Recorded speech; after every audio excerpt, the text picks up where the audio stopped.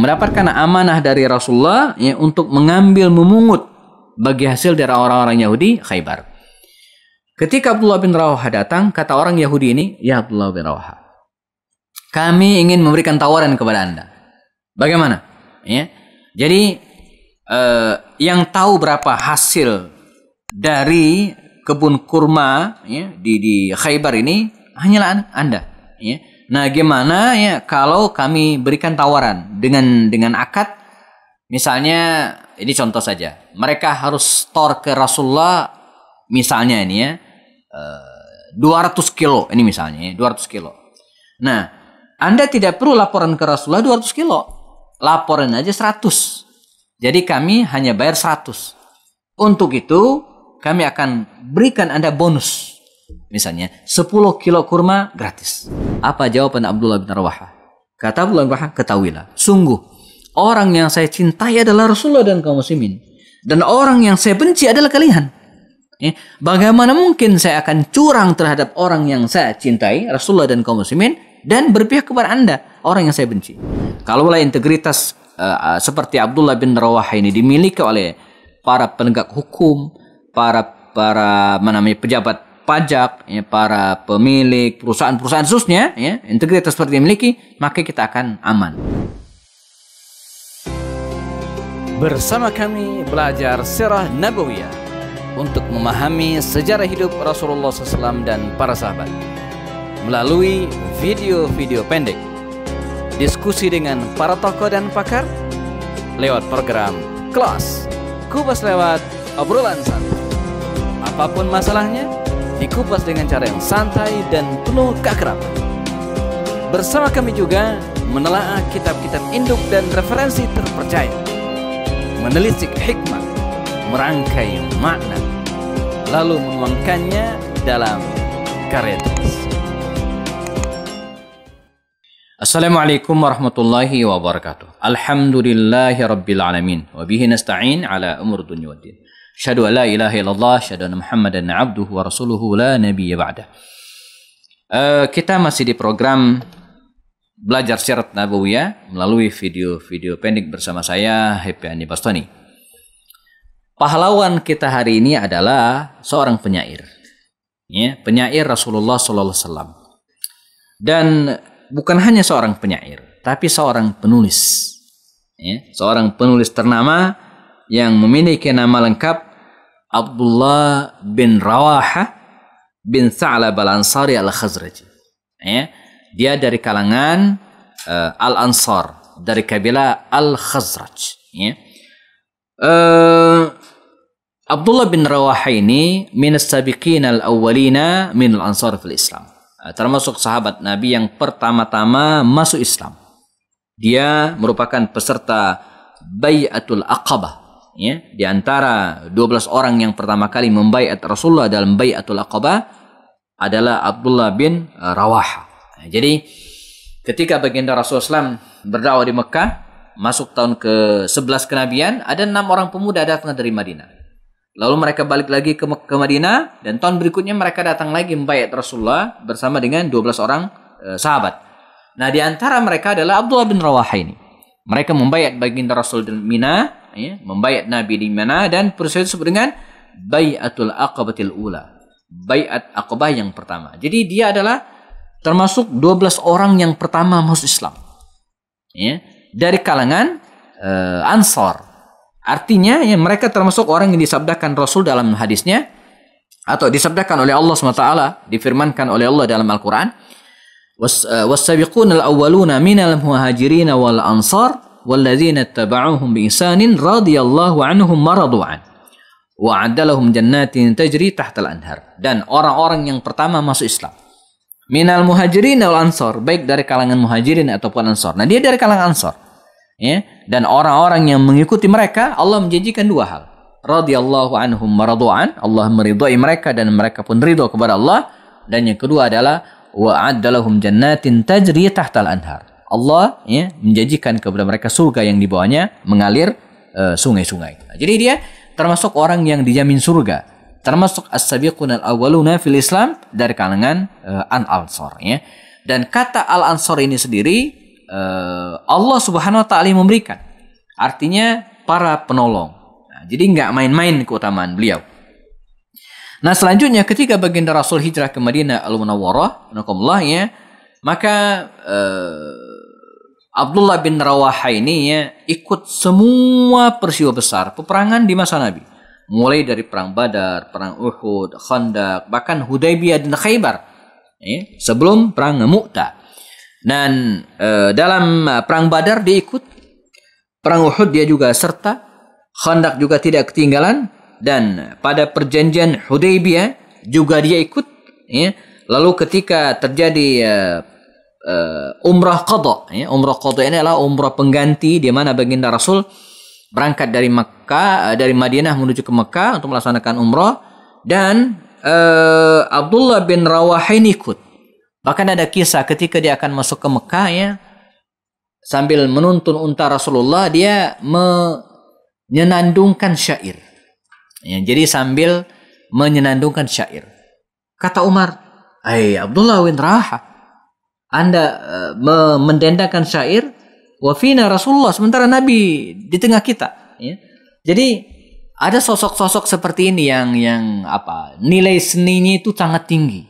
Ya. Nilai seninya sangat tinggi. Saya pernah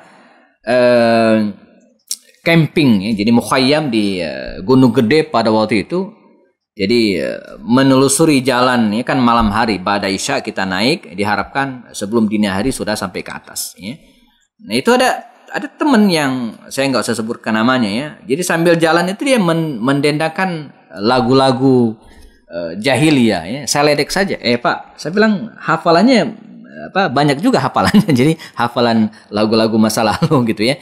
Jadi ada orang-orang yang seninya itu insting seninya luar biasa. Nah, termasuk Abdullah bin Rawaha ini. Jadi dalam kondisi serius mereka akan umroh, masuk ke Mekah, dia menyenandungkan syair. Ya. Dihardik oleh Umar bin Khattab. Ya. Engkau baca syair, menyenandungkan syair, sementara Nabi di depan kita. Ini dua hal nih. Sudahlah mereka mau masuk ke tanah suci Mekah, dan Nabi di tengah mereka. Tapi apa kata Rasul? Da'hu, biarkan dia ya Umar. Nah, jadi Nabi membiarkan dia. Ketika terjadi perang Khandaq juga demikian. Ketika kaum muslim sedang letih, ya, menggali parit, lelah luar biasa, hampir setengah bulan lebih mereka menggali parit, maka di tengah kelelahan itu Abdullah bin Rawaha ini juga menyenandungkan syair, memberikan semangat kepada mereka. Maka dalam Islam, ya, ulama berbeda pendapat tentang hukum bernyanyi gitu ya. Yang tentu saja yang jadi perdebatan adalah bernyanyi dengan diiringi dengan alat-alat musik.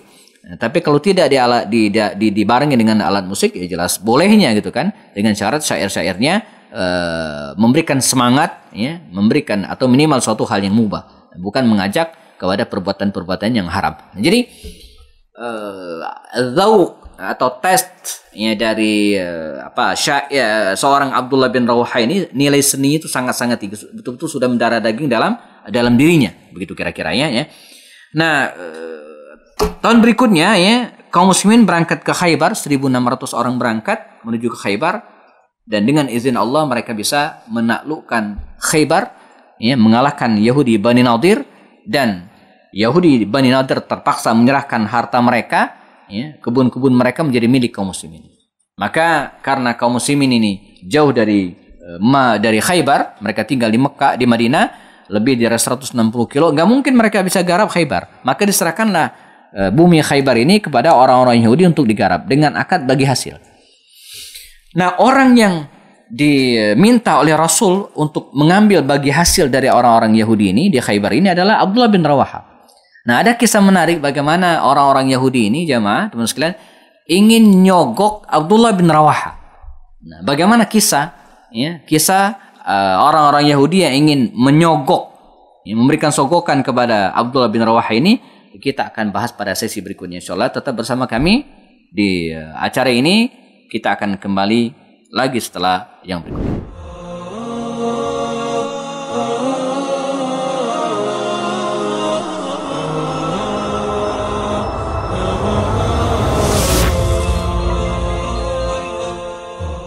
Ya, Abdullah bin Rawaha, kita lanjutkan pembahasan tentang sosok ini, ya, mendapatkan amanah dari Rasulullah, ya, untuk mengambil memungut bagi hasil dari orang-orang Yahudi Khaybar.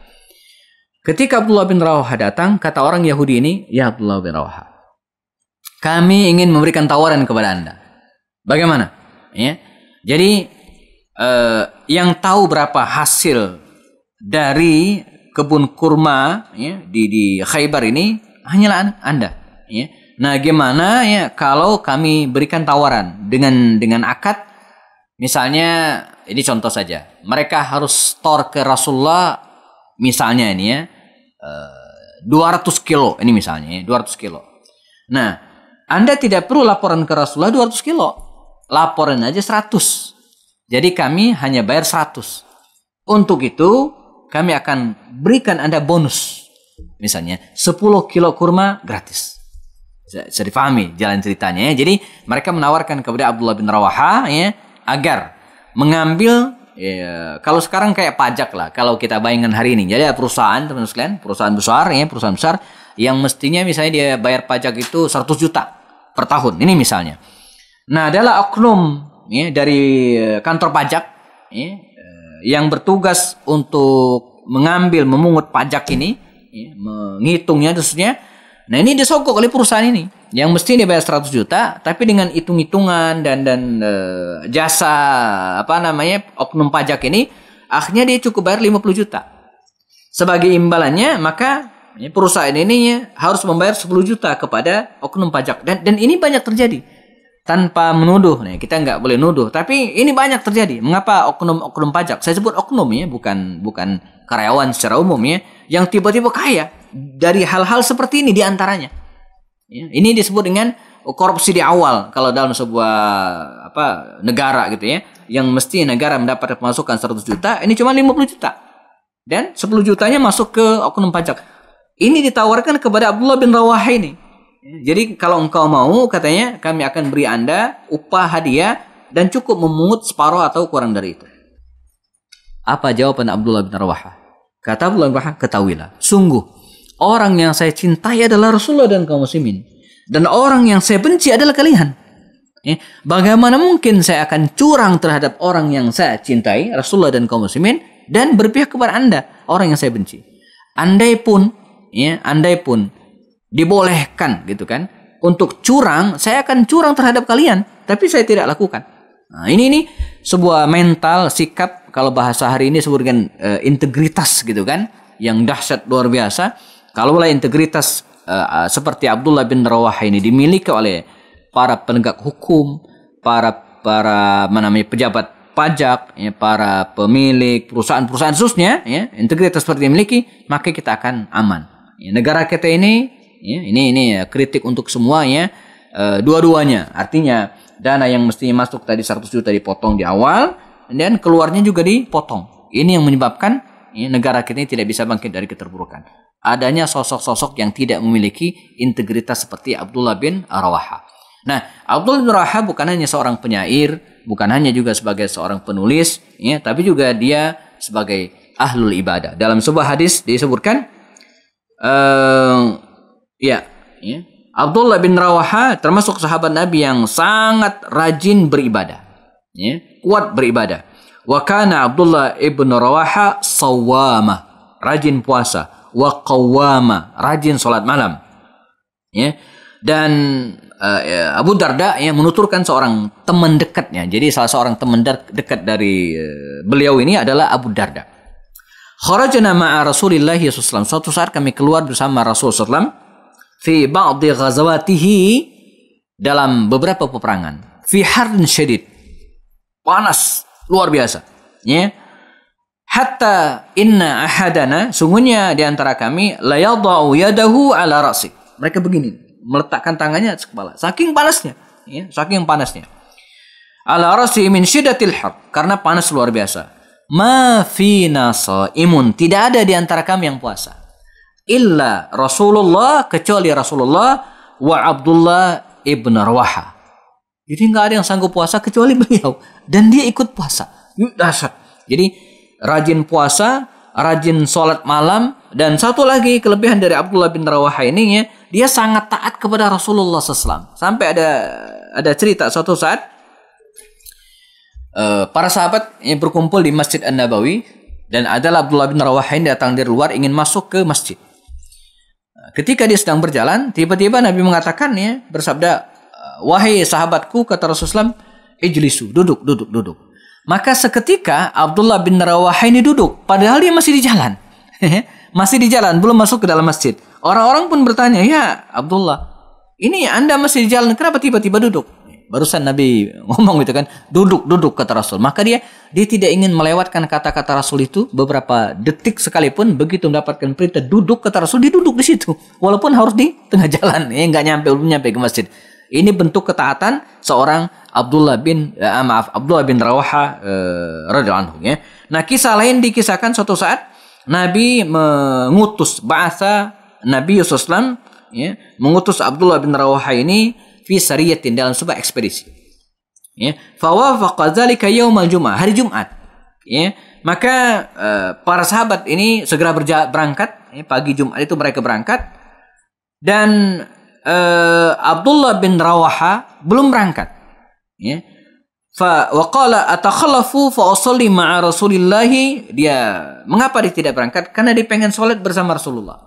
Setelah salat baru kemudian dia berangkat. Maka kata Rasul, ya Abdullah, ma mana'aka an taghdwa ma'a ashabik? Apa yang mencegahmu sehingga tidak berangkat dengan para sahabatmu? Qala aradtu an usalliya ma'aka thumma ulhiquhum.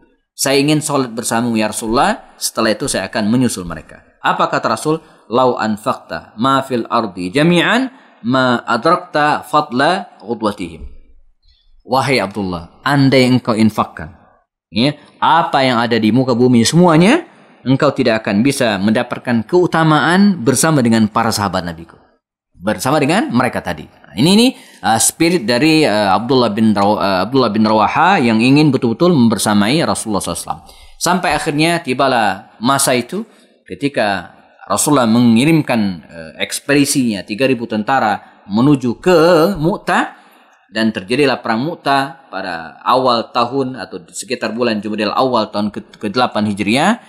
Perang berkecamuk antara kaum muslimin 3.000 tentara dan kemudian pasukan Romawi lebih dari 200.000 tentara, dan qadarullah kaum muslimin menang walaupun menelan korban syahidnya beberapa orang di antara mereka, termasuk di antaranya Abdullah bin Rawaha. Abdullah bin Rawaha ini satu dari 3 panglima perang yang dibentuk oleh Rasul. Karena ketika mereka akan berangkat, Nabi bersabda, berangkatlah kalian, panglimanya adalah Zaid bin Haritha. Kalau dia syahid, penggantinya Ja'far bin Abi Thalib. Kalau dia syahid, penggantinya adalah Abdullah bin Rawaha. Orang-orang Yahudi mengatakan pada waktu itu, andai Rasulullah menyebutkan 100 orang panglima perang, maka mereka akan meninggal semua. Jadi untunglah Nabi nyebutnya 3 orang. Dan 3 orang ini akhirnya syahid. Mereka meninggal dunia di Medan Mu'tah. Dan hari ini di Mu'tah, Yordania, kita akan menemukan 3 makam ya, sahabat Nabi mulia, di antaranya Abdullah bin Rawaha radhiyallahu anhu. Ini kisah tentang seorang sahabat Nabi yang luar biasa, ya, bukan hanya penyair tapi juga pejuang yang kemudian syahid di jalan Allah SWT. Kita akan ketemu lagi pada kisah berikutnya dalam serial Sahabat Rasulullah SAW. Tetap bersama kami. Assalamualaikum warahmatullahi taala wabarakatuh.